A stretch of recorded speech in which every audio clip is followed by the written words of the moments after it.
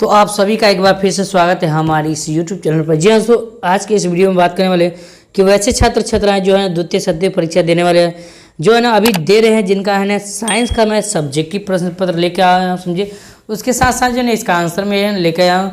दोस्तों इस वीडियो को है ना आप शुरू से अंत तक जरूर देखिए, और एक छोटा सा रिक्वेस्ट है, इस चैनल को जो है ना अवश्य सब्सक्राइब करके रखिए, क्योंकि जो है ना अब मैं जो है ना अगला जो मैं बात करूँ, समझिए, जो भी एग्जाम आने वाला है या किसी तरह का जो है ना आपको है ना किसी तरह का दिक्कत हो समय, तो हमारे कमेंट बॉक्स में भी जरूर लगा सकते हैं, कमेंट कर सकते हैं, मैं उसका भी समाधान कर दूंगा। ठीक है, चलिए हम आगे बढ़ते हैं। सबसे पहले इसको हम जानते हैं कि इसमें सब्जेक्टिव प्रश्न में जो जो क्वेश्चन दिया हुआ है, इनको है ना हम कैसे इसका जवाब देंगे, कैसे है ना क्या क्या लिखना है, सारा का सारा यहाँ पर संपूर्ण जानकारी दिया गया है।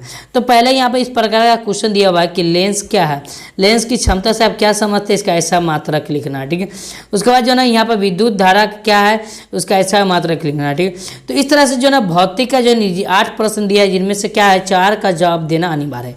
आगे बढ़ते हैं, तो इस तरह का क्वेश्चन नोट कर लीजिएगा। ठीक है, या नोट कर लीजिए या छाप लीजिए या स्क्रीनशॉट अपने मोबाइल में लीजिए, क्योंकि है ना मैं डायरेक्ट मैं आगे आंसर बताऊंगा क्वेश्चन के साथ, क्वेश्चन नहीं बताऊंगा बट है ना आंसर बताऊंगा उस नंबर के साथ। ठीक है, जैसे नंबर 9, 10, 11 इस तरह से बताऊंगा। ठीक है, क्वेश्चन नंबर 10 में और 9 में और 10 में जो ना दीर्घ उत्तरीय प्रश्न, जिनमें से एक का प्रश्न का जवाब देना अनिवार्य है। ठीक है, आगे बढ़ते हैं रसायन शास्त्र में। तो रसायन शास्त्र में जो है ना केमिस्ट्री में भी 11 से जो है ना केमिस्ट्री में 18 तक क्वेश्चन ये है, जिनमें से 4 प्रश्न का जवाब देना अनिवार्य है। आप नोट करते चलिएगा। ठीक है, इस तरह से यहाँ पर 18 तक क्वेश्चन है, समझिए।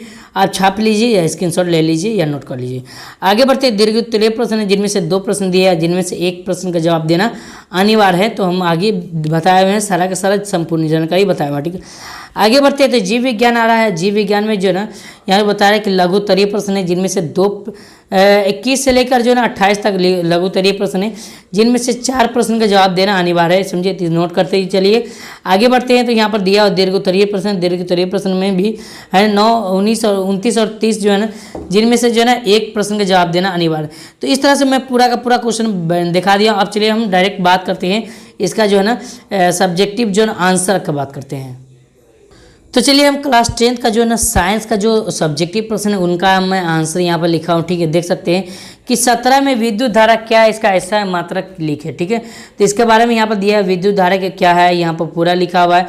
उसका ऐसा मात्रक जो है ना आवेश, समय और उसके बाद जो है ना सब कुछ यहाँ पर लिखा हुआ है, आप नोट करते चलिएगा। चलिए आगे बढ़ते हैं, तो हमारे पास क्वेश्चन नंबर 3 आता है, और 3 में कहता क्या है कि वास्तविक और आभासी प्रतिबिंब में अंतर स्पष्ट करना है। तो इस तरह से हम जवाब लिखेंगे, वास्तविक और आभासी प्रतिबिंब का आंसर। ठीक है, एक एक करके नोट करते चलिएगा, मैं वीडियो को आगे बढ़ा रहा हूँ। ठीक है, अगर किसी भी दिक्कत लग रहा है तो आप वीडियो को है ना पॉज करके आंसर दे सकते हैं। ठीक है, देख सकते हैं। ठीक है, आगे बढ़ते हैं, तो क्वेश्चन नंबर 4 का जो है जवाब यहाँ पर लिखा है, यहाँ पर देखिए प्रकाश का वर्ण विक्षेपण क्या है, इंद्रधनुष में जो है प्रकाश की जो व्याख्या करना है। ठीक है, तो प्रकाश का वर्ण विक्षेपण के बारे में बताना है। इसमें इंद्रधनुष जो दिया हुआ है इसके बारे में नहीं बताना। ठीक है, याद रखिएगा। तो यहाँ से यहाँ तक आंसर लिखेंगे, और इस तरह से आपको है ना यह चित्र बना देना है और 7 रंग में विभाजित कर देना है। ठीक है, आगे बढ़ते क्वेश्चन नंबर जो है ना यहाँ पर देखिए 9 आ गया। ठीक है, क्वेश्चन नंबर 9 में दिया हुआ दृष्टि दोष क्या है, इसके कितने प्रकार होते हैं। ठीक है, तो देखिए यहाँ पर दृष्टि दोष यहाँ पर लिखा हुआ है, दृष्टि दोष क्या है, उसके कितने प्रकार है, सारा का सारा यहाँ पर लिखा गया है। ठीक है, आगे बढ़ते हैं ना क्वेश्चन नंबर 11 की तरफ बढ़ते हैं। तो 11 में जो जवाब दिया, संरक्षण किसे कहते हैं, संचारण किसे कहते हैं, इसे 2 उदाहरण लिखिए। ठीक है, तो संचारण के बारे में लिखा है, इसका 2 उदाहरण ये और इस यहाँ पर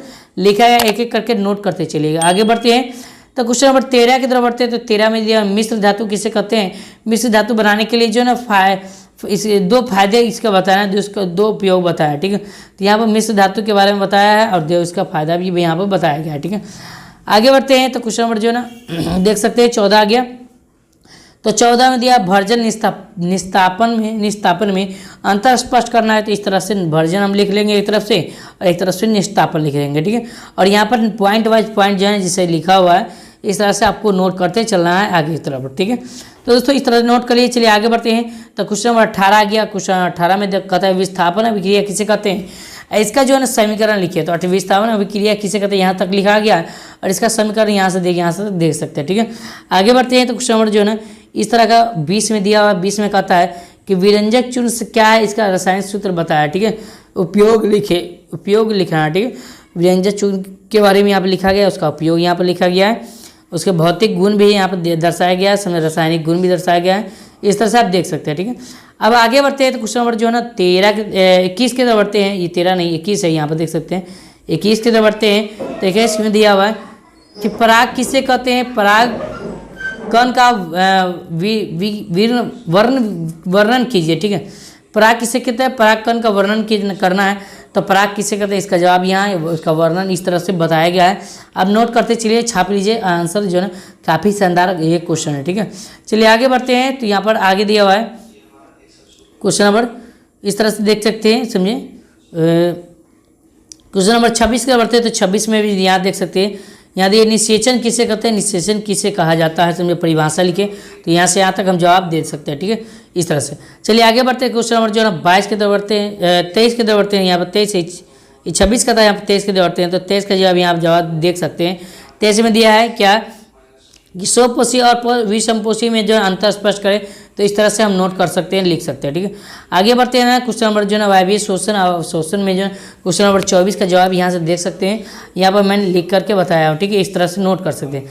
अब वृक्क की आंतरिक जो है ना का संरचना का वर्णन करें तो वृक्क के बारे में लिख देना है और उसका जो है वर्णन जो है ना इस तरह से कर देना है। यहाँ पर देख सकते हैं, यहाँ पर नोट कर दिए। यहाँ पर क्वेश्चन नंबर 29 का जवाब है। ठीक है, ये 29 नंबर क्वेश्चन का जवाब है। ठीक है, चलिए यहाँ पर देखिए पूरा का पूरा 29 नंबर क्वेश्चन का जवाब है, देख सकते हैं, नोट कर लीजिए। ठीक है, तो दोस्तों ये वीडियो अगर पसंद आए तो लाइक कीजिएगा और चैनल को तो अवश्य सब्सक्राइब कीजिए, क्योंकि मैं आगे इसी तरह का वीडियो और अच्छा इन्फॉर्मेशन देने वाला हूं, जिससे ना आपका एग्जाम जो है काफ़ी अच्छा जाए और अच्छा मार्क्स उठा पाए। दोस्तों अगर मेरे बात से सहमत है तो एक लाइक कीजिएगा और छोटा सा प्यारा सा कमेंट अच्छे माध्यम से कर दीजिएगा।